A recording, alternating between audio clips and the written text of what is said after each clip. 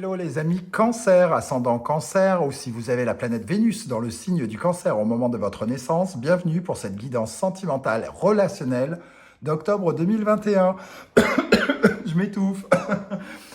Bienvenue à tous en tout cas. Je vous rappelle que c'est un tirage général qui ne peut pas parler à tous les cancers de la même façon en même temps. Donc prenez les énergies qui vibrent avec vous en ce moment et n'hésitez pas à vous faire une lecture intuitive par vous-même en vous adaptant, en adaptant votre situation aux énergies qui ressortent ici dans ce tirage. Vous pouvez également regarder la vidéo de votre signe ascendant et du signe concerné par la présence de la planète Vénus au moment de votre naissance. En barre d'infos, je vous mets les liens de différentes vidéos que j'ai réalisées pour octobre, les différentes guidances, guidance trimestrielle, guidance générale, guidance professionnelle. Et je vous joins également mon adresse email si vous désirez avoir des renseignements pour un tirage personnalisé. On commence ce tirage avec l'énergie du tarot Symbolon. Et on voit ici une personne qui essaye, qui se projette dans un miroir et qui se projette peut-être dans un avenir, entre guillemets. Elle cherche à voir quelle valeur elle pourra avoir et peut-être se projeter, se visualiser dans l'avenir ici. Ça concerne peut-être sa famille, sa vie. Alors ici, on voit une femme, mais ça peut concerner un homme. C'est un peu comme si vous essayiez de visualiser votre vie de famille un peu plus loin avec cette énergie et notamment la mère que je serai, la femme que je serai, quelle valeur je pourrais m'accorder en tant que mère, en tant que femme. Et quel lien, entre guillemets, quelle valeur je donne à ma famille. Ici, on ressent en tout cas cette énergie. On peut se perdre entre ces deux rôles aussi pour certains. Est-ce que si je tombe enceinte, je serai toujours une femme à part entière ou est-ce que je deviendrai une mère à part entière ou est-ce que je serai capable d'être les deux à la fois? Donc ici, il y a des interrogations sur la projection que l'on peut avoir de soi au sein de notre famille, de notre foyer, de notre couple, par exemple. En dos de deck, nous avons le pape. Le pape avec l'énergie du Sagittaire et de Jupiter. Ici, il y a sans doute, pour certains d'entre vous, une sorte d'envie d'officialiser quelque chose, de concrétiser quelque chose dans la matière, de recevoir une certaine forme de bénédiction. Donc, on peut parler peut-être de demande de mariage, de cohabitation avec un partenaire, une envie de faire progresser sa vision relationnelle, sa vie sentimentale ou sa vie relationnelle avec quelque chose qui peut être retranscrit de façon concrète par un contrat de mariage, un contrat de bail, quelque chose qui pourrait se signer. Mais cette carte nous parle d'expansion. Sagittaire nous parle d'expansion, de quelque chose de béni, de valider, comme si nous validions peut-être la demande de quelqu'un par rapport à une demande. Et je pense que nous sommes prêts à habiter ensemble. Qu'est-ce que tu en penses? Je me visualise et j'essaye de réfléchir quel genre de vie de couple je vais créer avec toi. Donc, on peut parler évidemment des petits couples qui viennent de se rencontrer ou même de couples qui vont se rencontrer. Ici, la vision que l'on a de sa vie sentimentale. Donc, ça peut parler aussi bien des célibataires que ceux qui se sont rencontrés il y a quelques semaines et également ceux qui se sont rencontrés il y a longtemps. Quelque chose qui transforme la vision de notre foyer, de notre couple ou de notre vie relationnelle. On va regarder avec le tarot, qu'est-ce qu'on a? La lune et l'impératrice. Avec la lune et l'impératrice, on nous parle de force quand même, de communication, de créativité. Il y a le besoin de créer quelque chose dans sa vie relationnelle, ou sa vie amoureuse. On est dans une sorte de créativité. La lune représente le côté créatif, artistique, et de notre inconscient, de nos émotions secrètes, entre guillemets. Et l'impératrice peut avoir aussi ce côté créatrice pour créer de l'abondance, pour créer de la fertilité, faire grandir notre vie. Elle a les idées qui vont dans ce sens et qui peuvent nous permettre de progresser, d'avancer. Quand elle s'investit dans quelque chose, c'est pour voir éclore les choses, pour les voir grandir. Quel est votre état d'esprit? L'impératrice, à nouveau, donc vous êtes créateur de votre vie, hein, comme j'ai envie de dire, avec l'impératrice. C'est vous qui décidez de ce que vous voulez, qui pouvez exprimer vos besoins, vos envies. Vous pouvez affirmer qui vous êtes, vous pouvez jouer de vos charmes, jouer de votre communication pour être à l'aise dans votre vie relationnelle et sentimentale. Vous êtes comme une fleur qui éclot, quoi, qui est là, qui grandit et qui, justement, comme on voit cette femme euh, bordée par les épis et par les fleurs qui poussent autour d'elle, elle a cette capacité à faire jaillir ce qu'elle veut autour d'elle. Ici, les énergies de votre partenaire, votre mari, votre épouse, de votre maîtresse, votre amant, votre petit copain ou petite copine, ou les énergies qui sont en face de vous et qui viennent vers vous. Ici, avec le fou et le soleil, on voit quelque chose qui s'éclaire. C'est pour moi, ça représente vraiment le nouveau projet de vie. Il y a quelque chose ici qui va dans le sens de cette validation et de cette projection que l'on a dans l'avenir par rapport à notre couple. Donc il y a soit une proposition de notre part, soit une proposition de quelqu'un en face de nous, notre compagnon, notre petit copain ou notre petite copine, de faire quelque chose avec nous, de construire quelque chose avec nous dans la vie de couple. Alors soit ça peut être pour ceux qui viennent juste de se rencontrer, ben écoute, on se voit qu'une fois par semaine, je pense que ça serait bien si on dormait une fois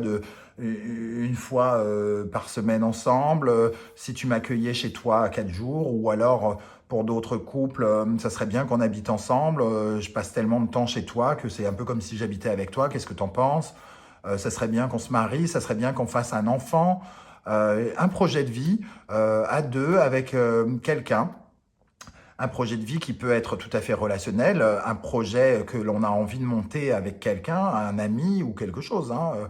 Ça peut nous parler de très très nombreuses choses. En tout cas, on a envie de fabriquer, de construire quelque chose et de monter d'une marche. Quoi que vous viviez, c'est comme si vous désiriez monter d'une marche. Qu'est-ce qu'on a avec le fou et le soleil pour les cancers en octobre 2021 dans le domaine sentimental, relationnel, affectif? Avec le fou et le soleil. On a envie de quelque chose qui avance avec le cavalier d'épée. On a envie de rapidité, de passer à, comme je disais, à la marche suivante, mais aussi de passer un stade, d'avancer, de progresser, de prendre de la vitesse dans son couple ou dans ce qu'on est en train d'établir.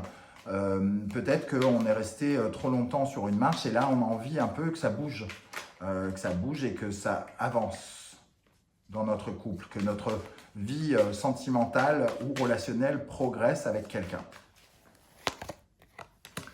Tempérance, vers une certaine harmonie, quelque chose d'avancer avec fougue, avec excitation, avec de la vitesse même, vers quelque chose qui sera harmonieux pour nous, vers quelque chose qui nous donnera beaucoup plus d'équilibre et une certaine forme de guérison, quelque chose qui va nous apporter à chacun beaucoup plus de sérénité et de calme.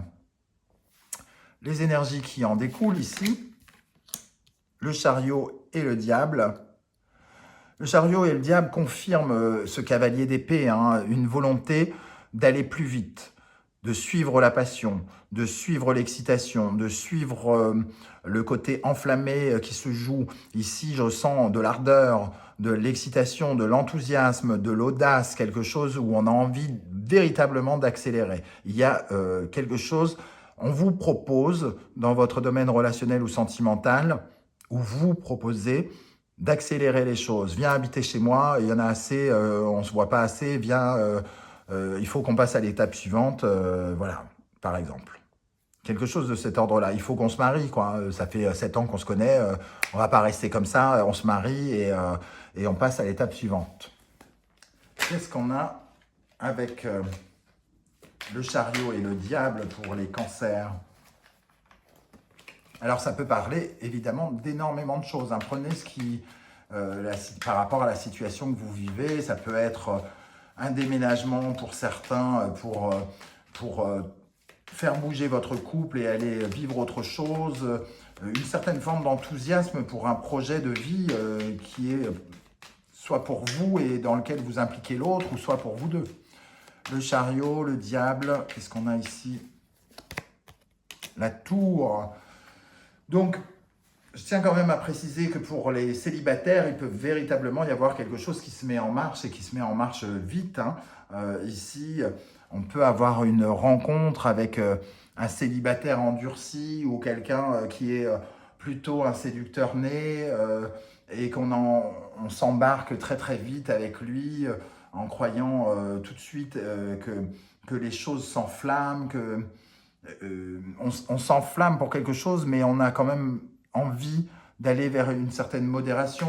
On a envie de calmer le jeu à la fois, mais tout s'emporte. Les énergies sont d'une rapidité, sont excitantes, nous emportent presque malgré nous. Et on a peut-être du mal à gérer cette projection vers l'avenir par rapport à l'image que l'on peut avoir du couple, de la famille et la valeur qu'on peut lui accorder. On va regarder le conseil du tarot avec l'énergie du magicien. Le magicien, quand il est en position de conseil, il nous dit de nous faire confiance sur cette voie et de prendre, voilà, d'être dans la réalité, d'être dans la vérité, de prendre en compte tous les principes de la réalité, cette épée normalement qu'il a sur sa table. Ici ce n'est pas le cas, mais il a normalement une coupe, il a un bâton, il a une épée, il a tout en sa possession. Et en fait, il est question ici d'être dans une certaine vérité, de regarder les objets, tous les talents, toutes les choses qu'on a, tout le potentiel qu'on a en notre possession pour pouvoir prendre en compte les choses. Et il faut prendre tout ce qui est concret en considération. Donc le concret, c'est le fait de déménager, le fait de se marier, le fait de faire un enfant, c'est concret. Donc il faut prendre en compte tout ça pour prendre les décisions nécessaires, vu qu'il y a une envie dans l'autre camp peut-être d'accélérer les choses.